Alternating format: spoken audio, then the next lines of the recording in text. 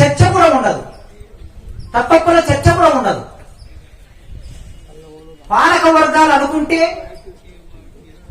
లేదా పాలక వర్గాలకు అనుకూలంగా ఉండే అభివృద్ధి నిరోధక భావజాలం కలిగిన ఒక సమూహం అనుకుంటే అనవసరమైన విషయాలు చర్చకెట్లా వస్తాయి? ప్రధాన స్రవంతి మీడియాలో అవి రోజులు రోజులు చర్చలుగా ఎట్లా రూపొందించుకుంటాయి?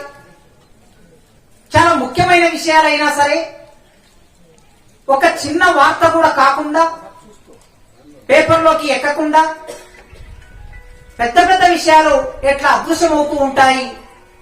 ఇవన్నీ ఇక్కడ కూర్చున్న చాలా మంది అనుభవంలో ఉన్న విషయాలు. ఈ అనుభవంలో ఉన్న విషయాలని సందర్భం వచ్చింది గనక, ఇది ఒక సందర్భం గనక ఇప్పుడు మనం కలబోసుకోవటం, మళ్ళొక్కసారి మననం చేసుకోవటం. ఈ మననం చేసుకునే క్రమంలో ఏమైనా ప్రజాస్వామికంగా ఆలోచించే వాళ్ళం, కొద్దిగా అయినా సమాజం బాగుండాలని అనుకునే వాళ్ళం అందరం ఒకటిగా ఆలోచించి ఓ కొత్త భావాన్ని సమాజంలోకి పంపించడానికి లేదా అప్పటికే ఉన్న భావాన్ని నిలబెట్టడం కోసం ఏమైనా ప్రయత్నం చేస్తామేమో అని అనుకోవడం కోసం ఇట్లాంటి వేదికలు పనిచేస్తూ ఉంటాయి.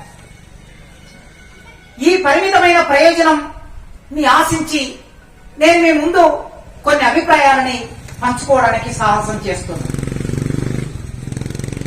మనందరిలో చాలా రకాల భావాలు ఉంటాయి. భావజాలం ఉంటుంది, భావన ఉంటుంది. ఈ భావన ఏమిటి, భావజాలం ఏమిటి, భావజాల పరమైన ఆలోచన ఏమిటి, వీటన్నిటికి సంబంధించిన పునాదిలోకి, తత్వశాస్త్రంలోకి వెళ్లి నేను అంత లోతుల్లో ఉన్న విషయాలని ఇప్పుడు ఈ సందర్భంలో చర్చించాలనుకోవటం లేదు. కానీ పైపైన ఉన్న విషయాలనైనా కొన్నిటిని మనం మాట్లాడుకోవాల్సిన సందర్భం మన ముందుకొచ్చింది. అర్థం కాని విషయాలను ఎంత గంభీరంగా మాట్లాడుకున్నా ప్రయోజనం శూన్యం. నేను హైదరాబాద్ నుంచి వస్తూ నా దగ్గర రీసెర్చ్ చేసే నా రీసెర్చ్ స్కాలర్ నాతో పాటు వచ్చాడు.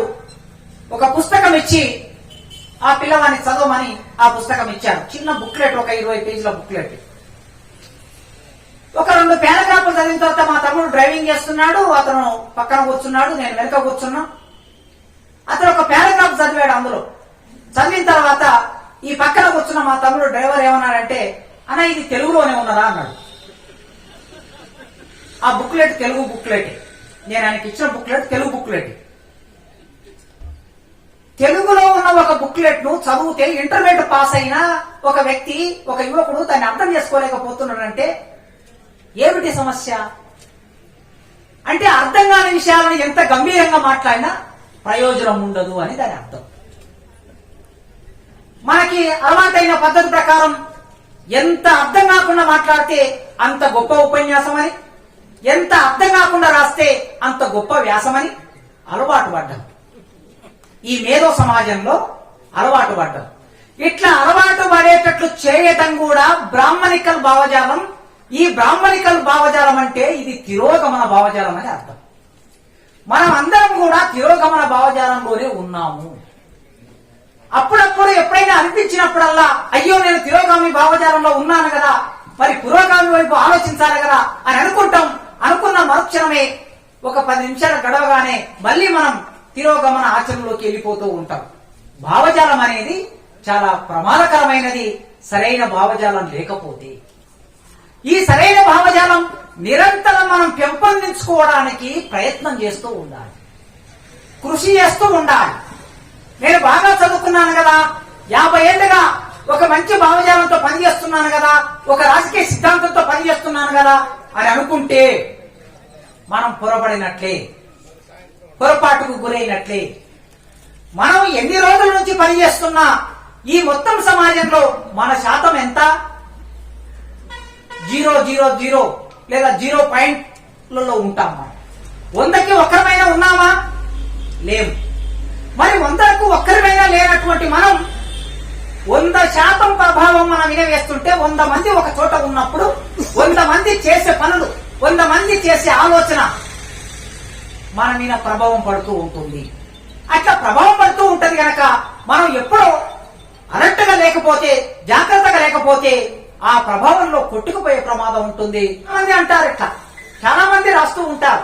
జాగ్రత్తగా మనం వ్యాసాన్ని పరిశీలిస్తుంటే ఇట్లాంటి ప్రగతిశీల భావనని రాస్తున్నాం అనుకునే వాళ్ళు చాలా మంది ప్రగతి నిరోధక భావజాలాన్ని బిట్వీన్ ద లైన్స్ లో క్యారీ చేస్తూ ఉంటారు.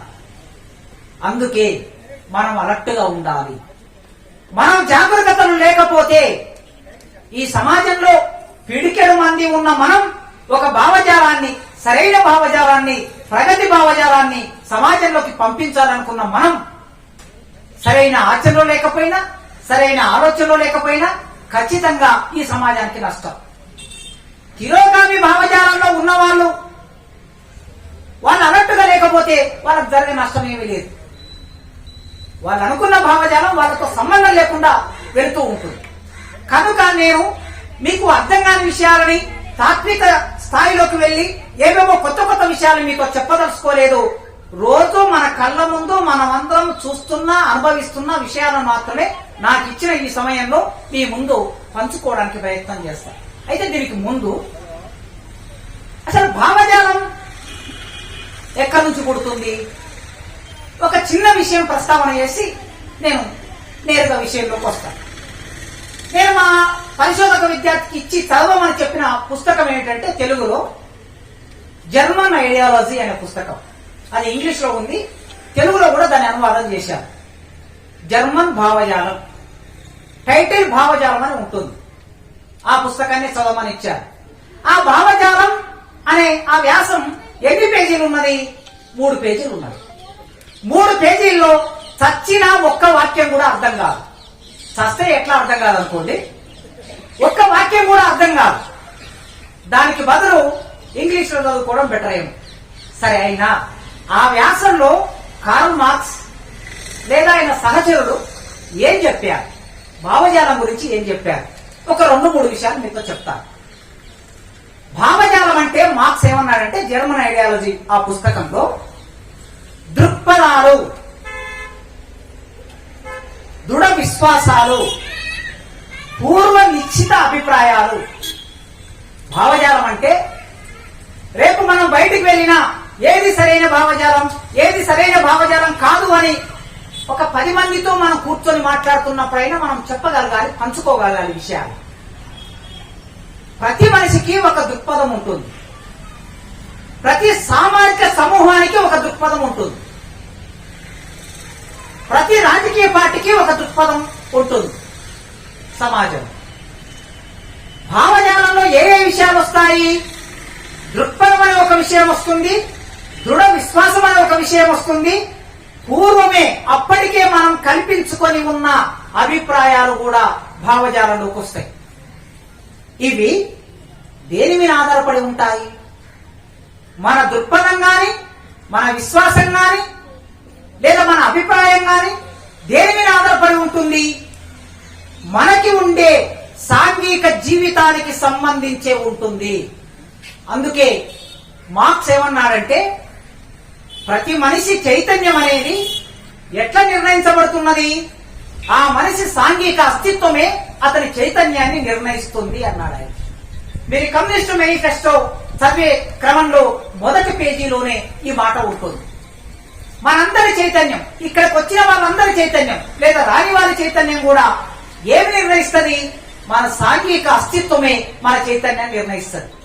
నీవు ఏ కులంలో పుట్టావు, ఏ ప్రాంతంలో పుట్టావు, ఏ మతంలో పుట్టావు, స్త్రీగా పుట్టావా, పురుషుడుగా పుట్టావా, ఇది సాంఘిక అస్తిత్వం.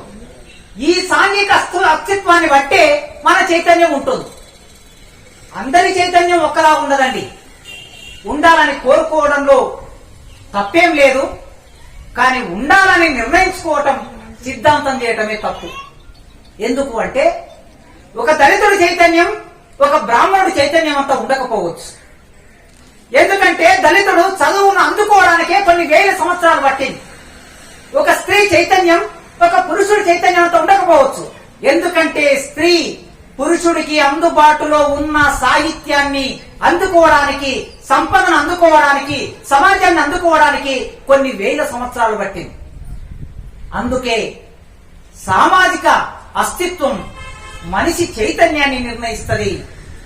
ఈ సామాజిక అస్తిత్వమే, ఈ సాంఘిక అస్తిత్వమే నీ దృక్పథాన్ని నిర్ణయిస్తుంది, నీ ఆలోచన నిర్ణయిస్తుంది, నీ విశ్వాసాన్ని నిర్ణయిస్తుంది. చాలా మంది అనుకుంటారు, ఏమిటండి దేవుడి గుడి ముందు అంతగా, ఇంతటి కోవిడ్ సమయంలో కూడా అంతగా లైన్ కట్టి వాళ్ళు ఎందుకు కట్టబోతున్నారు అని మనం చూస్తున్న వాళ్ళకి మనకు అనిపిస్తుంది. కానీ మనం ఆలోచించవలసింది ఏమిటి అంటే వారి స్థాయిలోకి వెళ్లి ఆలోచించాలి. ఆ మనిషి అట్లా ఎందుకు మారాడు, ఆ మనిషి ఎందుకట్లా ఆ దేవుడి వెంట పరిగెడుతున్నారు, ఆ చర్చి వెంట, ఆ మసీదు వెంట, ఆ గుడి వెంట పరిగెడుతున్నారు అనేది అక్కడికి వెళ్లి ఆలోచించాలి. ఇంకొందరు అంటారు, సారా ప్యాకెట్ కి బిర్యానీ, సారా సీసాకి బిర్యానీ ప్యాకెట్ కి ఓట్లేస్తారండి వీళ్ళు అని ఒక ఐఏఎస్ ఆఫీసర్ మాట్లాడుతూ ఉంటాడు. మీకు తెలుసు ఐఏఎస్ ఆఫీసర్ ఎవరు? ఆయన ఒక కులానికి ఒక సిద్ధాంతకర్త. ఆ కులం రాజకీయానికి దూరమైందనుకున్నప్పుడల్లా ఆయన అవతారంతో ముందుకొస్తాడు. రాజకీయ అధికారానికి దూరమైందనుకున్నప్పుడల్లా ముందుకొచ్చి మాట్లాడుతుంటాడు. రైతు చట్టాల మీద మాట్లాడుతుంటాడు, కులం మీద మాట్లాడుతుంటాడు, ఓట్ల మీద మాట్లాడుతుంటాడు, వ్యవస్థ మీద మాట్లాడుతుంటాడు. అందరూ ఆయనలాగా ఐఏఎస్ ఆఫీసర్లు కాలేదు కదా, అందరూ ఆయనలాగా పార్టీ పెట్టలేదు కదా, అందరూ ఆయనలాగా ఎమ్మెల్యేలు కాలేదు కదా, అందరూ ఆయనలాగా జూబ్లీ హిల్స్ లో ఇల్లు కొనుక్కోలేదు కదా. ఉంటది మరి. ఆ ఊరిలో ఉన్నోడి వారి దగ్గరికి వెళ్లి ఆలోచిస్తే తప్ప, ఆ అంటరాని వాడలోకి వెళ్లి ఆలోచిస్తే తప్ప ఆ ప్రజలు ఓట్లెందుకు అట్లెందుకు వేస్తారో మనకు అర్థం కాదు. నీవు ఎమ్మెల్యేకి రావడానికి ప్రయత్నం చేస్తావా? చెయ్యవు. కనుక ఆ మనిషి అస్తిత్వం నిర్ణయిస్తుంది. ఆ 500, ఆనాడిచ్చే 500 ఆ మనిషికి ఎంత అవసరమో నీకు అర్థమైతే తప్ప ఇవ్వండబ్బది, ఇవ్వండబ్బు ఎవరు తిరిగిస్తున్నాడు, ఎవరి చేతిలోంచి డబ్బు ఎక్కడికి వస్తున్నది, ఇవన్నీ అర్థమైతే తప్ప, ఈ గతి తార్కిక సంబంధం అర్థమైతే తప్ప ఆ విషయం అర్థం కాదు. అందుకే దృక్పథాలైనా, విశ్వాసాలైనా, అభిప్రాయాలైనా మనిషి సామాజిక అస్తిత్వమే నిర్ణయిస్తుందని జర్మన్ ఐడియాలజీలో మార్క్స్ తన మిత్రులు చెప్పిన విషయాన్ని మీ ముందు పంచుకుంటున్నా. అయితే ఇవి మొదట ఎట్లా వ్యక్తమవుతాయి? ఈ దృక్పథాలు, అభిప్రాయాలు, విశ్వాసాలు ఎట్లా వ్యక్తమవుతాయి అంటే తత్వ చింతన. ప్రతి మనిషి ఆలోచిస్తారండి. ఆలోచించని మనిషి అంటూ ప్రపంచంలో ఎవరు ఉండరు. చాలా మంది అనుకుంటారు, మేము ఆలోచించే వాళ్ళం, మేము మేధావులం, మిగతా వాళ్ళందరూ వినేవాళ్ళు, మేము చెప్పేవాళ్ళం అనుకుంటారు. ఆలోచన లేని వాళ్ళు ఎవ్వరు ఉండరు. మెదడున్న ప్రతి మనిషి, మెదడున్న ప్రతి జీవి ఆలోచిస్తూ ఉంటుంది. నేను మేధావిని వీళ్ళకన్నా ఎక్కువ వాడిని అనుకోవడంలోనే సమస్య ఉన్నది. అది బ్రాహ్మణి ఆలోచన విధానం, అది ప్రగతి నిరోధక ఆలోచన విధానం. ఇండియాలోకి వస్తే అది ప్రపంచవ్యాప్తంగా చూసినప్పుడు అది సామ్రాజ్యవాద ఆలోచన. నాకే అన్ని తెలుసు, నేనే అన్ని చెప్పగలను అనుకోవడం సామ్రాజ్యవాదానికి ఉండే లక్షణం. ఇండియాలో బ్రాహ్మణిజానికి ఉండే లక్షణం. జ్ఞానాన్ని దాచుకునే లక్షణం, జ్ఞానాన్ని తన దగ్గర ఉంచుకునే లక్షణం ఈ ప్రపంచంలో ఈ ఇద్దరికి మాత్రమే ఉన్నది. అందుకే వీళ్ళు జ్ఞానాన్ని పంచడానికి సిద్ధపడరు ఎప్పుడు కూడా. అందరూ తన దగ్గరికి రావాలనుకుంటారు. ఇది ప్రగతి నిరోధక భావజాలం. ఇది ప్రతి మనిషి ఆలోచిస్తూ ఉంటారు కనుక తాత్విక చింతనలోనే భావజాలం రూపొందుతుంది. మనిషి భావజాలం ఇంకా దేశ రూపొందుతుంది, మతంలో భావజాలం రూపొందుతుంది. ఇంకా ఆర్థిక విషయాల్లో మార్క్స్ ప్రకారం చెప్పాలంటే అర్థశాస్త్రంలో భావజాలం రూపొందుతుంది, చరిత్రలో భావజాలం రూపొందుతుంది, న్యాయ శాస్త్రంలో, న్యాయ పద్ధతుల్లో భావజాలం రూపొందుతుంది. ఇప్పుడు మీకు నేను తత్వశాస్త్రం, మతం, అర్థశాస్త్రం, చరిత్ర, న్యాయశాస్త్రం ఈ 5 విషయాలను మీ ముందు ఉంచాను. వీటి ఆధారంగా నేను మాట్లాడబోయే అంశాన్ని మీ ముందు వలుచుకుంటాను. ఈ 5 అంశాలు తత్వశాస్త్రం, అర్థశాస్త్రం, చరిత్ర, రాజకీయాలు, న్యాయశాస్త్రం, మతం. నీ మొత్తం భావజాలాన్ని నిర్ణయించేది ఇవే. వీటితో సంబంధం లేకుండా ఈ ప్రపంచంలో ఏ మనిషి మనుగడ సాధించలేడు.